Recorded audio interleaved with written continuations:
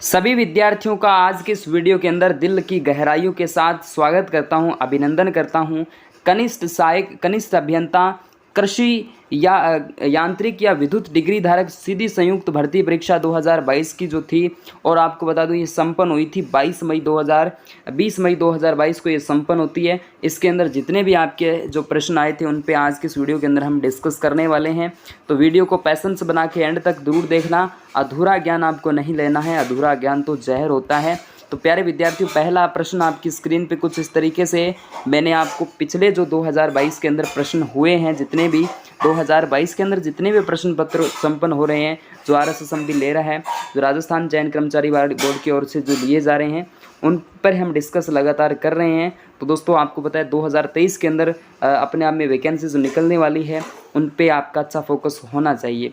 पहला प्रश्न आपकी स्क्रीन पे कुछ इस तरीके से आ चुका है कि विभीषण जी का मंदिर या विभीषण मंदिर अवस्थित है। एकमात्र ये वैसे विभीषण मंदिर खेड़ आपके बाड़मेर में नहीं है, ठीक है, कैथून कोटा के अंदर पड़ता है। कैथून आपके कहाँ पर है? कोटा के अंदर, भदरिया जैसलमेर में, यानी भूमिगत लाइब्रेरी जहाँ पर है, भूमिगत मंदिर है।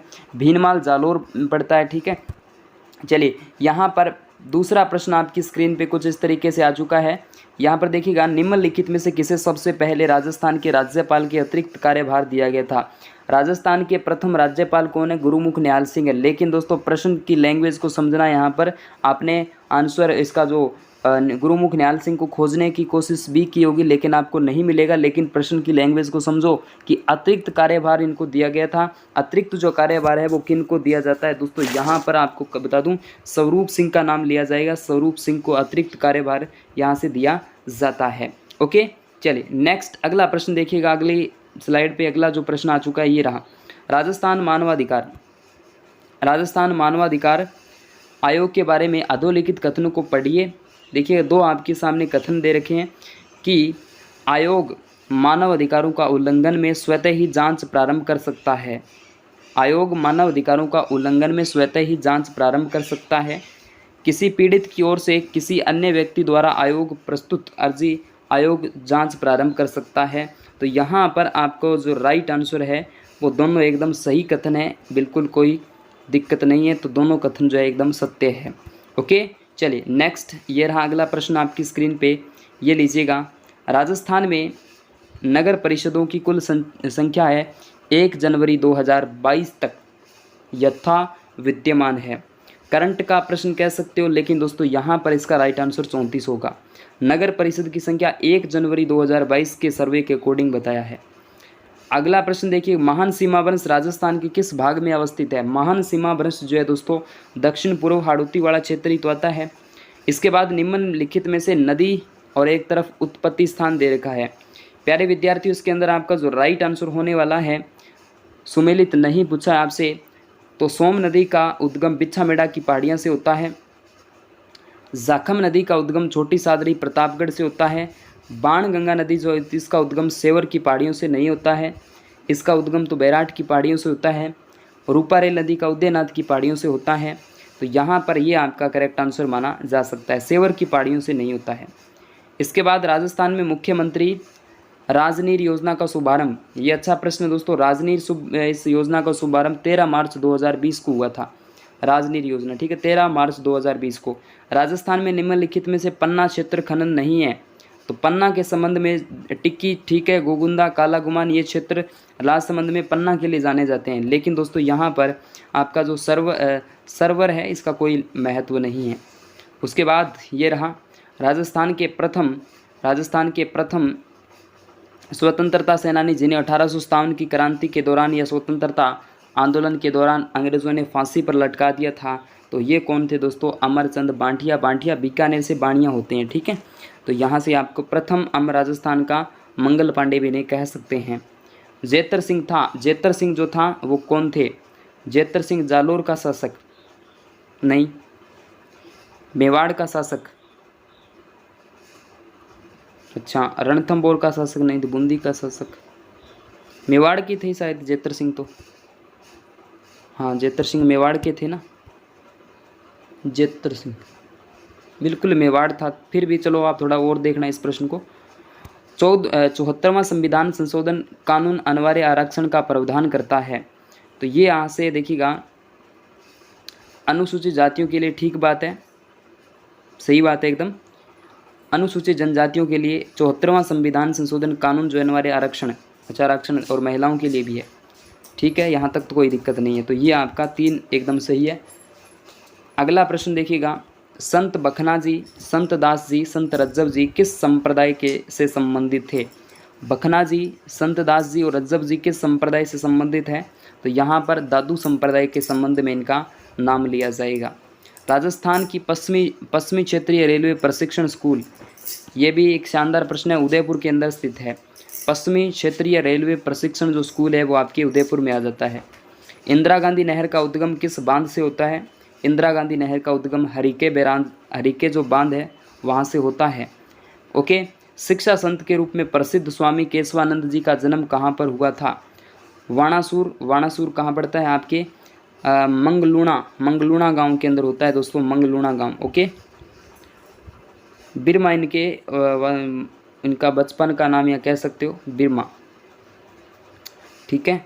तो 15 का बाणासुर गांव, हरनावा नहीं है, थोड़ा सा कंफ्यूज बाणासुर के अंदर मुझे लग रहा है, चलो और कन्फर्म करेंगे इसको, ठीक है।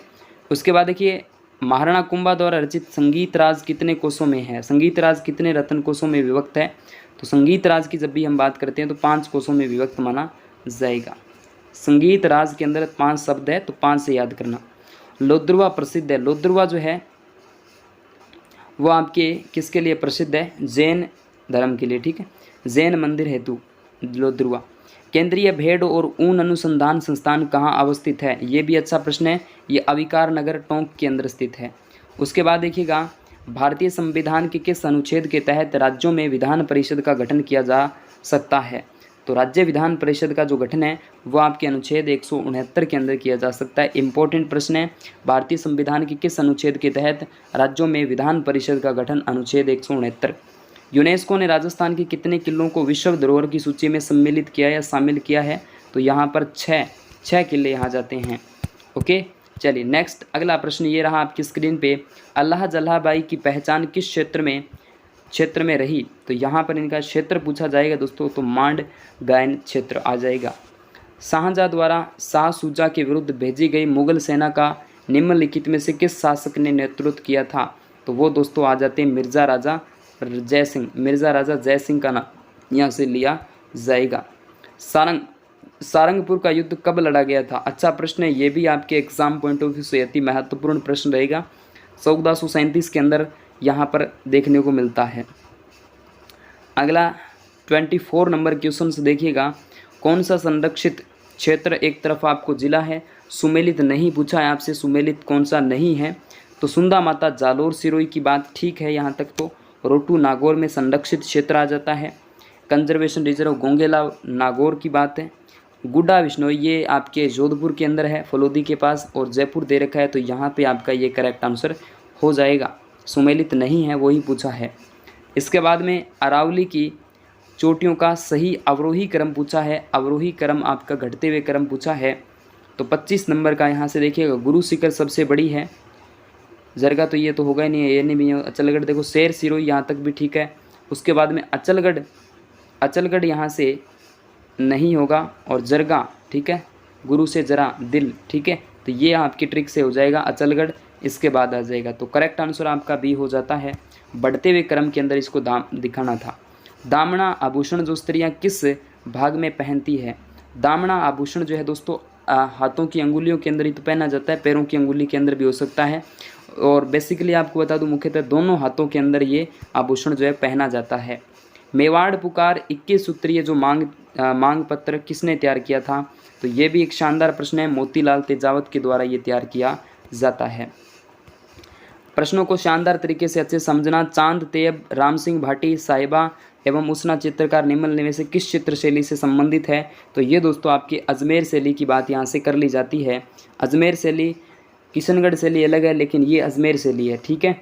चलिए इसके बाद में हम बात करते हैं, निम्नलिखित में से कौन सी कृति रचना मणि मधुकर की नहीं है? अच्छा, मणि मधुकर की नहीं है तो कौन सी नहीं है? पग फेरो मणि मधुकर की है, रस गंधर्व है, और हमारो जो है शुद्धि सपना सपनों के तीर, जमारो नहीं है, ठीक है, जमारो ये नहीं है, ये आपका करेक्ट आंसर हो जाता है।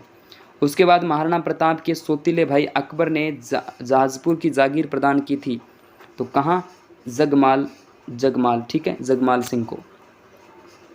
इसके बाद हम बात करते हैं निम्न में से कौन सा हस्तशिल्प स्थान सुमेलित नहीं है। दाबू प्रिंट अकोला चित्तौड़गढ़, ठीक बात है। अजरक प्रिंट बाड़मेर, ठीक बात है। उस्ताकला बीकानेर और जटपटी शेखावाटी क्षेत्र के अंदर आ जाती है, लेकिन नागौर की कहाँ प्रसिद्ध है, नागौर की नहीं है, तो ये आपका करेक्ट आंसर। तीर्थस्थल गलियाकोट किस नदी के किनारे स्थित है। गलियाकोट डूंगरपुर में माही नदी के किनारे आ जाएगा क्या, बिल्कुल भाई, माही नदी के किनारे आ जाता है गलियाकोट डूंगरपुर में। इसके बाद हम देखिएगा निम्नलिखित में से कौन सी पुस्तक गुर्जर प्रतिहार वंश के मिहिर भोज द्वारा रचित है, तो यहाँ पर आपका जो करेक्ट आंसर जाएगा वो आ जाता है धर्म संग्रह, ठीक है। उसके बाद अगला प्रश्न, माणिक्यलाल वर्मा प्रजामंडल के संस्थापक में थे, एक थे। माणिक्यलाल वर्मा किस प्रजामंडल के संस्थापक, इस प्रश्न को यूं देखा जाए तो मेवाड़ प्रजामंडल के संस्थापकों में से आ जाते हैं।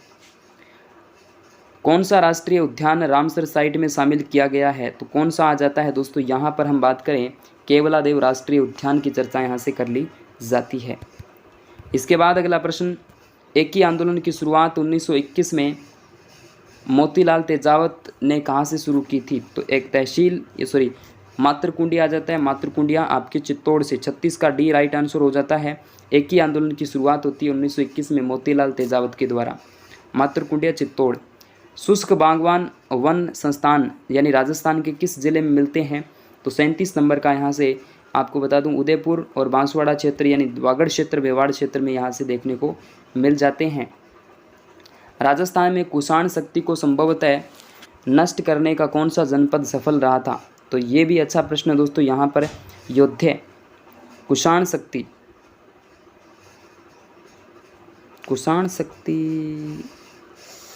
थोड़ा सा डाउट रहा इस प्रश्न के अंदर भी, थोड़ा सा डाउट रहा है, मुझे कन्फर्म नहीं हो पा रहा है, मेरे माइंड कन्फर्म नहीं मान रहा है इस बात को, चलो करेंगे इस पर भी। विश्व और राजस्थान में किस गोलार्ध के अंदर, ये भी अच्छा प्रश्न है दोस्तों, उत्तर पूर्वी गोलार्ध के अंदर आ जाएगा।